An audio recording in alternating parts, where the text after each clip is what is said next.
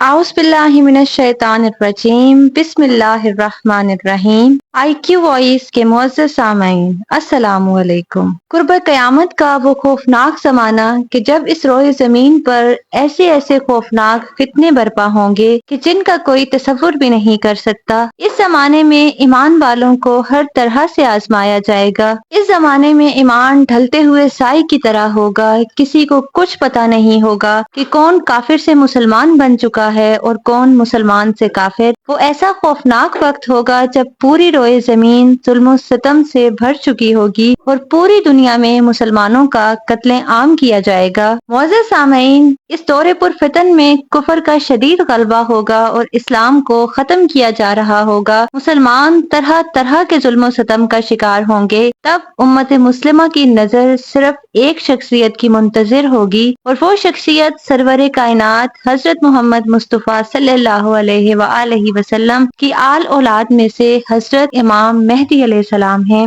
معزز سامعین، آج کی ویڈیو میں ہم آپ سے ان نشانیوں کا ذکر تفصیلاً کریں گے جس کے پورے ہونے کے بعد حضرت امام مہدی علیہ السلام کا ظہور ہو جائے گا۔ آپ کو بتائیں گے کہ حضرت امام مہدی علیہ السلام کے ظہور سے پہلے اس دنیا کے حالات کس نہج پر پہنچ چکے ہوں گے۔ آج کی ویڈیو میں ہم آپ کو بتائیں گے کہ دجال کے ظہور کی سب سے بڑی نشانی کیا ہوگی۔ ان تمام تر سوالات کے جوابات قرآن و سنت کی روشنی میں جاننے کے لیے ہمارے ساتھ رہیے۔ معزز سامعین، اہل کفر کی جانب سے یہ دعویٰ کیا جا رہا ہے کہ ان کو وہ لال گائے مل چکی ہے جس کو ذبح کرنے کے بعد ان کا مسیحا دجال دنیا کے اندر ظاہر ہو جائے گا، جیسا کہ ان کی مقدس کتاب میں لکھا ہے۔ لیکن حقیقت کا اس بات سے کوئی تعلق نہیں، کیونکہ دجال کے خروج سے پہلے ابھی ایسی بہت سی نشانیوں کا ظاہر ہونا باقی ہے جو ابھی تک ظاہر نہیں ہوئی ہیں، اور ان نشانیوں کا ذکر حضرت محمد صلی اللہ علیہ وآلہ وسلم کی احادیث مبارکہ میں واضح طور پر ملتا ہے۔ معزز سامعین،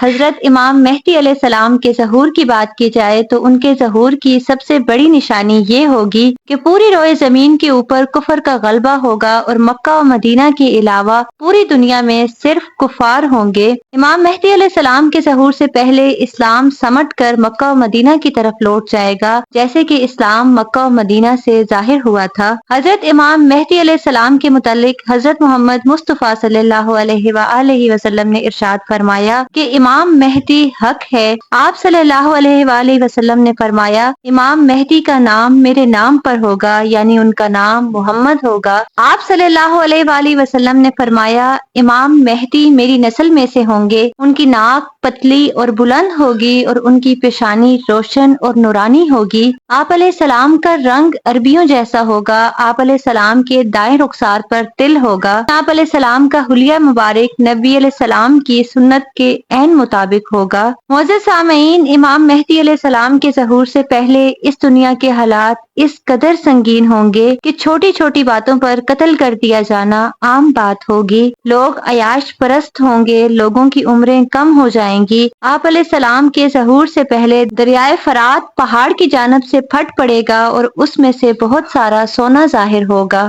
ظہور امام مہدی علیہ السلام سے قبل ایک ایسا ماہ رمضان آئے گا جس کی پہلی تاریخ کی رات میں چاند گرہن اور اسی دن سورج گرہن لگے گا، اور یہ آسمان پر ظاہر ہونے والی قیامت کی ایسی نشانی ہوگی جو اس سے قبل آسمان پر کبھی ظاہر نہیں ہوئی، یعنی ایسا چاند اور سورج گرہن اس سے پہلے کبھی نہ لگا ہوگا۔ پھر 3 یا 7 دنوں بعد مشرق کی جانب سے ایک آگ ظاہر ہوگی اور روح زمین پر بڑے بڑے زلزلے آئیں گے جو زمین کی تباہی کا سبب بنیں گے۔ امام مہدی علیہ السلام کے ظہور سے قبل قسطنطنیہ کا شہر کفار کے قبضے میں چلا جائے گا۔ جب یہ تمام تر نشانیاں پوری ہو جائیں گی، ان سب نشانیوں کے ظہور کے بعد حضرت امام مہدی علیہ السلام تشریف لائیں گے۔ حضرت امام مہدی علیہ السلام کا ظہور رمضان المبارک کے مقدس مہینے میں ہوگا اور جمعے کا دن ہوگا جب اللہ کے نیک بندے طواف خانہ کعبہ میں مصروف ہوں گے۔ تب اللہ کے حکم سے وہیں پر امام مہدی علیہ السلام کا ظہور ہوگا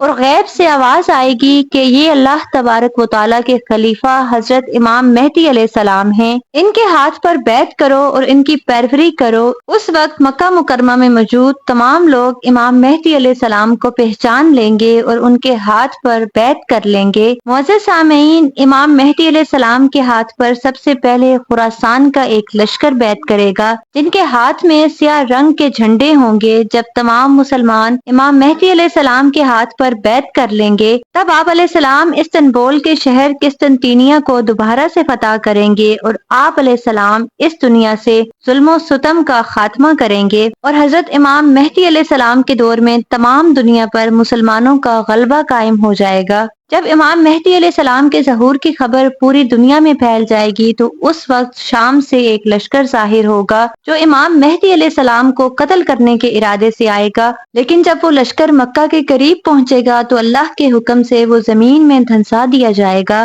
معزز سامعین، کچھ ہی عرصے کے بعد اللہ تعالیٰ کے حکم کے مطابق دجال ظاہر ہو جائے گا، اور دجال کے آنے سے پہلے یہ تمام تر معاملات جو بیان کیے گئے ہیں ظاہر ہو چکے ہوں گے۔ اس سے پہلے یہودی جتنی بھی لال گائے ذبح کر لیں، دجال کا خروج نہیں ہوگا۔ دجال کا خروج تب ہوگا جب لوگ دجال کو بھول چکے ہوں گے، کوئی بھی دجال کے بارے میں نہ جانتا ہوگا۔ اس وقت دجال اس دنیا میں اچانک ظاہر ہوگا اور فتنہ فساد برپا کر دے گا۔ دجال کا اس دنیا میں قیام 40 دن کا ہوگا۔ 40 دن کے اندر اندر وہ پوری روئے زمین میں سیر کرے گا اور خوب فتنہ فساد برپا کرے گا۔ تب امام مہدی علیہ السلام اپنے ساتھیوں کے ہمراہ شام میں مقیم ہوں گے۔ جب دجال حضرت امام مہدی علیہ السلام کے لشکر کا مقابلہ کرنے کے لیے آئے گا تو اس وقت اللہ تعالیٰ اپنے پیارے نبی حضرت عیسیٰ علیہ السلام کو نازل فرمائے گا۔ تب حضرت عیسیٰ علیہ السلام اور امام مہدی علیہ السلام مسلمانوں کے لشکر کے ساتھ مل کر دجال کے ساتھ ایک زبردست جنگ کریں گے۔ اس جنگ میں دجال کو شکست کا سامنا کرنا پڑے گا اور دجال کے ساتھیوں کا قتل عام کیا جائے گا۔ اس وقت دجال یہ منظر دیکھ کر وہاں سے بھاگے گا۔